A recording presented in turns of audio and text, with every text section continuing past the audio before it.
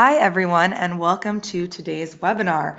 We're really excited today to be here with Kate Fernandez, who is the Global Director, I hope I'm getting this right, Global Director of Global Brand Marketing at Winky Lux.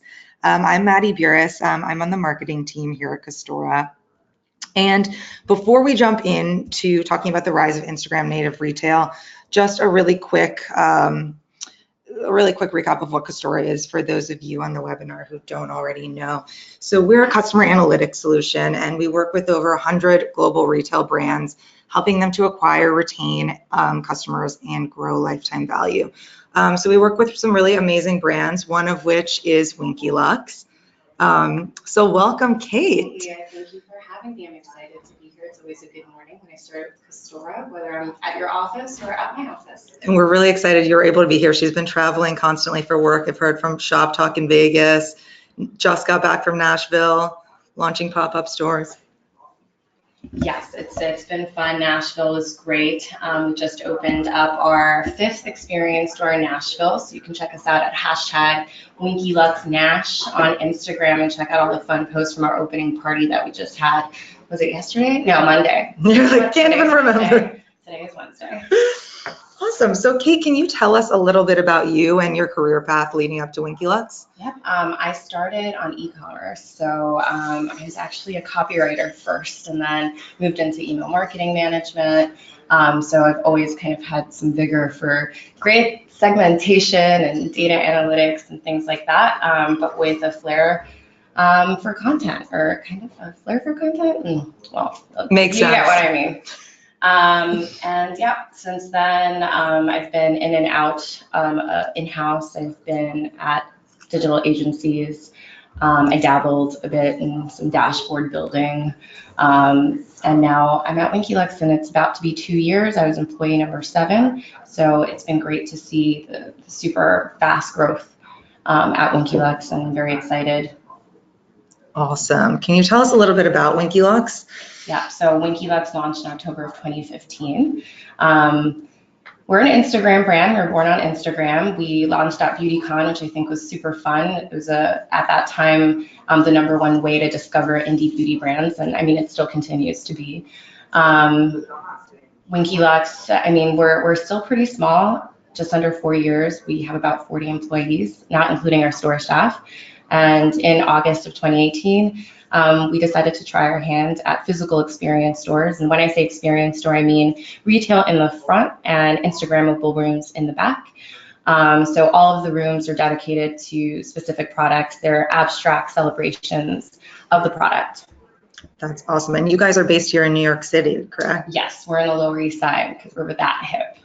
Very hip. I heard you have pink walls. We do. Pink walls, puppies, and a lot of happy hour spots nearby. I love it. It's very on brand. Yeah, I would say so. Cool. So my understanding is that from the very beginning, you guys have leveraged a micro-influencer strategy for a more down-to-earth and cost-efficient type of social media presence. Can you tell us about that? Tell us what it means to be a social media first brand. I mean, I think to me, it means putting your followers first. When you're a social media first brand, you're pretty vulnerable. Your community is helping you make decisions and validating them in public for everyone to see, which can be great and sometimes pretty scary. Being social first also allows us to just be more nimble, and we're all about that flexibility. We're a super fast brand, and everything that we do, from product development to getting the feedback from our consumers online and changing our messaging and even product formulas. Awesome. So the beauty space has really exploded, I feel, in the past 10 years with tons of new brands launching. Can you tell us about how you guys kind of found your niche, how you identified a market, target market that wasn't really being catered to in the beauty space? It's really funny. So I think Natalie and Nate, our founders, could probably tell the story a little bit better since I wasn't physically there. But I know that back in 2014, when they were first joining forces and figuring out what they wanted to do together, they were actually building an app that would allow beauty shoppers to find products more easily and to curate online, which I think a lot of apps like that were kind of happening in 2013, 2014. And they brought in girls between the ages of 16 through 35 to dump out their makeup bags and tell them, where did you buy this? What do you feel about your makeup? Like, what do you like about shopping for makeup? And they found that, one, nobody was really interested in the app, but two, they weren't really happy with the products that they could afford. They wanted, all of the pretty things, which is actually something that we say, all the pretty things, quite often. But they were holding up pieces like their Charlotte Tilbury lipstick, their Tom Ford lipstick, their Dior mascara, and they were super excited about this. But when it came to their drugstore makeup, which, I mean, I can say I have a lot of drugstore makeup, they were almost ashamed to talk about it. So that was interesting, and they discovered, okay, there's a void, there's this gap in the industry where it's, not luxury feel at drugstore prices. Does that make sense? Yeah, that makes perfect sense. And I've definitely seen that. I feel like more and more people they're afraid to say they buy drugstore makeup. Yeah. And I mean, there are so many brands now, so many luxury brands, but I feel like people want luxury at but that's at a also price not that's nice. at a price that's nice, and that doesn't make it feel like exclusive. And sometimes with drugstore makeup, you miss out on the opportunity for trends. I think drugstore makeup can be a little behind on the trends, and that's why people kind of look to the luxury. So that was kind of the second thing that came out of that, us kind of figuring out that they want trends fast and they want to be able to afford them.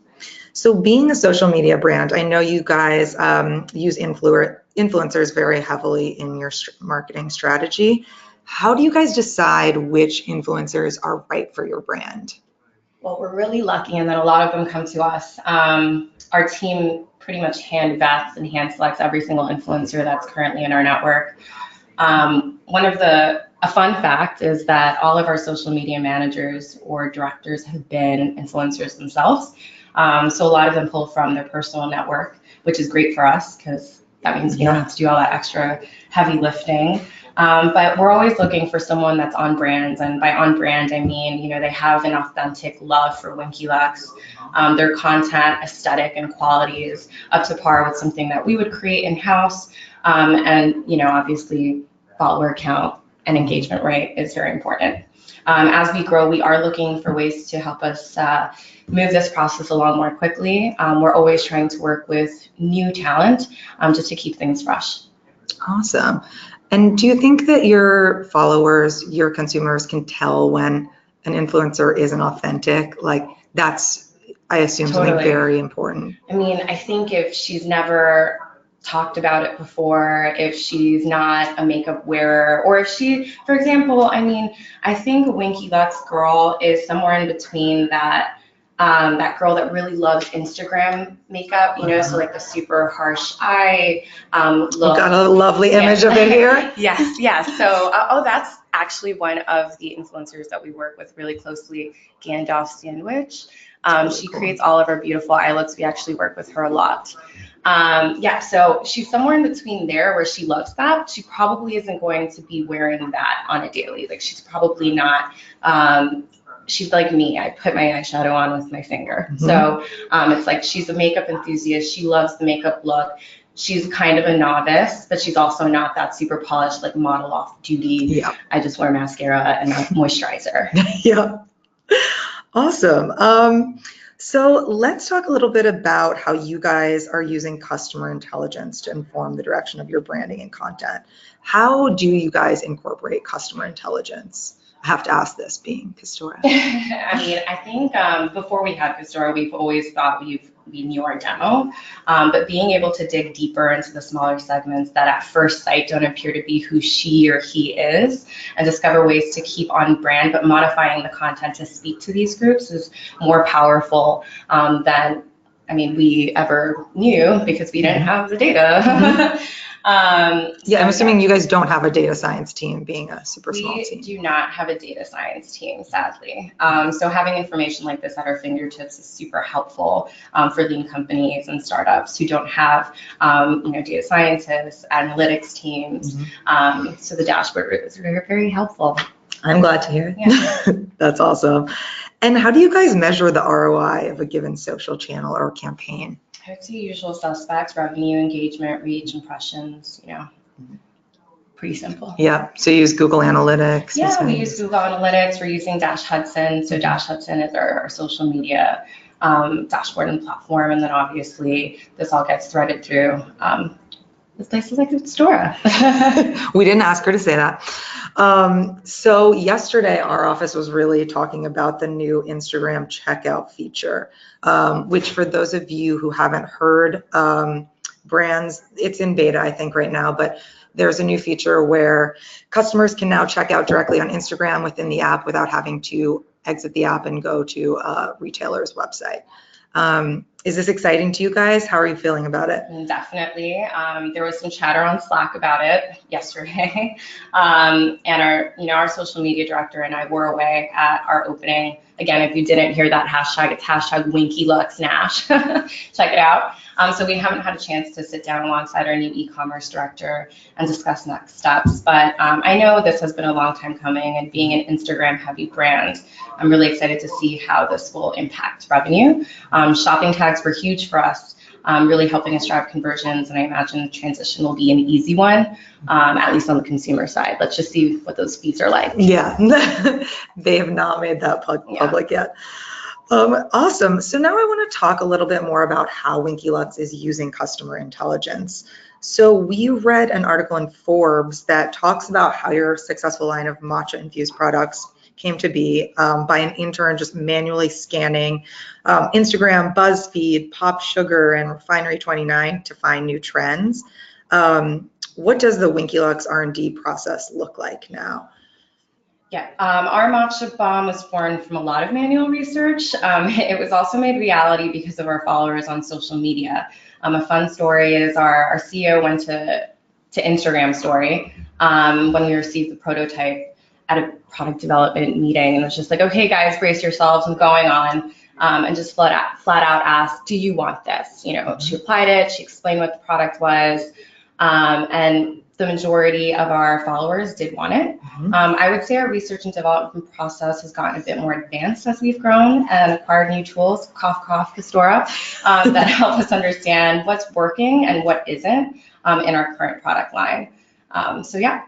That's awesome. And do you guys have interns just continuously scanning Instagram looking for the latest trends? We sure do. We have several interns in different departments that look at it. I think it's important. And it's not just interns. I mean, during our product development process, we can find inspiration from so many different places.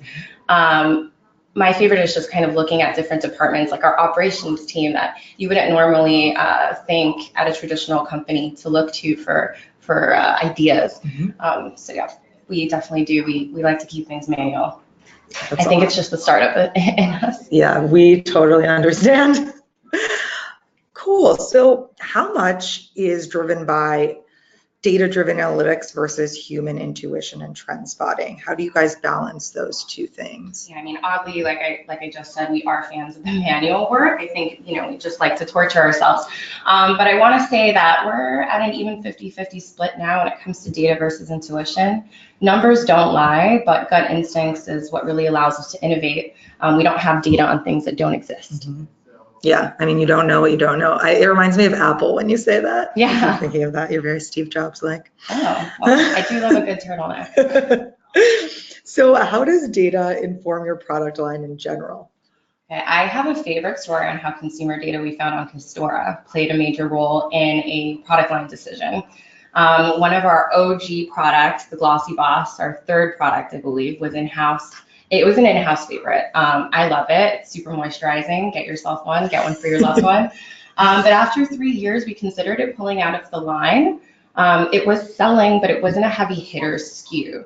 So when we were locked and loaded on the dashboard and started digging into our LTV products, we found that Glossy Boss was actually a super valuable product, and it would have been a huge miss, if we decided to pull it out. So needless to say, Glossy Boss is still in our permanent collection, and we even created a experience room around it in Nashville. So it's probably going to stay there for a while. That's awesome. How did you guys, were you thinking about lifetime value from the beginning? It was the main reason why we joined Custora. That's awesome. We didn't really have any visibility into that, no. That's really cool. I always get really excited when brands are thinking about customer lifetime value. Cool. So today, like marketers have so many tools, right? You have your ESP, you have your social media accounts, you have e-commerce platform data, all of this data siloed in different tools. It can be hard, I think, to get this single view of the customer. How do you guys balance all of that different data? Like, how do you cut through the noise? Yeah, I hate to sound like a broken record here, but I mean, we love Custora because it makes this process easy. It really just aggregates all of this information in one place. And again, we're just such a small team that having that it's just a lifesaver. Yeah. And which teams use Custora? Our digital team uses Custora, which we've recently had a shift in that team. So we hired a new e-commerce director. Hey, Emily. And a digital I hope director. she's listening. Hi, Tanya, if you guys are listening. And they're fabulous. And we're just now really I think it's been maybe 3 to 4 weeks that our digital and e-com directors have been together. So I think now we're going to start being folded into their conversations now that they have kind of a grip. Mm-hmm. That's really exciting. And how do you guys gather customer intelligence and turn that insight into accountable marketing actions? When we gather and are understanding who our customers are and where they're coming from, we have the ability to offer them a more personalized experience across our channels. So that's kind of how we're looking at it and what data we're covering. Awesome. So this next question, I know you can't talk too much about, and it's proprietary, but I think this is one of the most exciting things about the Winky Lux brand, besides being a social media first brand.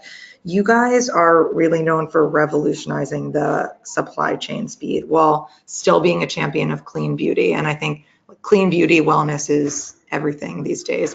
People are really paying attention to that in cosmetics. How do you tell us a little bit about your prototyping and MVP process? How do you get these products to market so quickly? Well, I mean, for the most part, we try to be idea to reality within 45 to 60 days, which is a little crazy to some. Like you mentioned, we do have proprietary supply chain technology that allows us to make decisions more quickly. So our prototyping rounds are limited to around 2 to 3. 2 to 3 rounds, which is great. We try to get it right the first time, and then we put it on the most sensitive girl in the room, and we're like, is this okay? Does this work for you? But yeah, we are really sensitive to sensitivity and reactions and things like that. And we're lucky that we have this proprietary supply chain. When it comes to MVP assessment, I think Custora has definitely been an integral part in that, and figuring out what works after the fact, and how do we create more products like this that are sticky, that are tied to LTV. That's awesome. And are new products typically released generally, or do you send targeted messaging to your known high value customers for certain products? So since we're so small, our new products are all general release, but we do send targeted messaging in other areas of our marketing, thanks to segmentation on Custora. Is there anything, I know you mentioned the Glossy Boss, is there anything else surprising that you guys discovered when digging into your customer segments? I think that in the beginning, we were having trouble identifying things like whether or not Peeper Perfect or under eye concealer was really hitting the mark, because these types of products, like complexion products, are often a slow burn. And that can be scary when you've bought into a lot of different tones and things like that. And then I think Custora allows us to kind of see the life cycle of these complexion products. And we realized that the Peeper Perfect, again, while it wasn't a heavy hitter in terms of sales right away, the LTV just continues to grow. And so because of that information, we ended up coming up with Tinted Veil, which is our tinted moisturizer and our second complexion. You do? I love it. I'm wearing it now. That's awesome. So the next topic I want to talk about is customer experience and how you guys focus on customer experience both online and offline.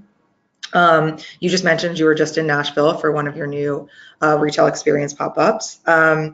So there's an article we read on beautyinfluencers.com about the success of Winky Lux's pop-up experiences. And it said that over the past 6 months, the brand has seen wide-scale success with the stores receiving over 1 million social impressions per month, which is Extremely impressive. So is social media exposure typically how Winky Lux thinks about success metrics for physical retail? I mean, if it didn't happen on Instagram, did it even really happen? Um, So sure, social media impressions are fabulous. We're still quite small and need all of that brand awareness that we can get. But I think we viewed the retail stores more as an acquisition play, so the future of acquisition. When we were first testing back in 2017, we tested with the Edit at Roosevelt Field Mall. We found that people that were meeting us in person were 3 times more likely to return to our digital site. And after our first store opening in Soho in August of 2018, we found that 82% of the folks that came through and purchased were willing to give us their email address or text message. Oh, sorry, not text message, their mobile phone numbers for text message. And this still holds true. So I think that's kind of really the mark. I mean, yeah, social media impressions, great, revenue, awesome, acquisition, king. Yep. And are you guys using texting as one of your marketing channels? We are. So we're on Attentive, and they're one of our partners. Oh well, I love them. I think that's probably why we're on Attentive. Actually, I can't remember. It's been a little while, but we do see amazing conversion rates, even though our list is a smaller than our email list currently. That's awesome. I have some lovely images right here. If you guys are checking out the slides. Some really cool images from the store pop-ups. Yeah, that's our cashmere palette room. I love it. Cool. Just a couple more questions. One more before we wrap up. And I don't know if this is you who handles this, but how do you guys decide where to open stores? Oh yeah, I mean, so we are looking at information on Custora to see where we kind of have like warm areas. I mean, we index pretty highly in the South. I think it's just because that's kind of our girl. She's sassy, she likes makeup, she's not, a complete makeup artist. I mean, Soho was natural for us because we're in New York. Georgia, it was data that brought us there, shopping data that brought us there. Nashville is the same. And then in some cases, they were partnerships. So we've been partnering with Macerich, and we have a little jewel box store in DC. I call it a jewel box, not an experience store, because the entire space, it's pretty tiny, but the entire space is kind of like an experience. There just aren't any rooms. Awesome. And do you guys see a big overlap between customers who are shopping in store and online? Yeah, it's actually something that I really am interested in digging into more and more. I think that on paper, they do look the same, but I'm curious to know if their personalities are the same. And so I'm looking into consumer research tactics and surveying that we can do at the point of sale, like in person, to compare. I think that trying to figure out whether we should mirror our digital marketing and our retail marketing or differentiate between the two is a top priority right now. Awesome. So we are just about out of time. Thank you so much, Kate. And for everyone who's listening, Kate has to run back to work now. Thank you so much for spending this time with us. But if you do have any questions for us, feel free to email me at maddie@custora.com. And if there's anything I can pass along to Kate, I'd be happy to do so. We will be sending out the deck and recording, so expect that later today. And have a great rest of your day. Thank you, Maddie, and thank you, everyone. Thanks so much. Have a good one. Bye.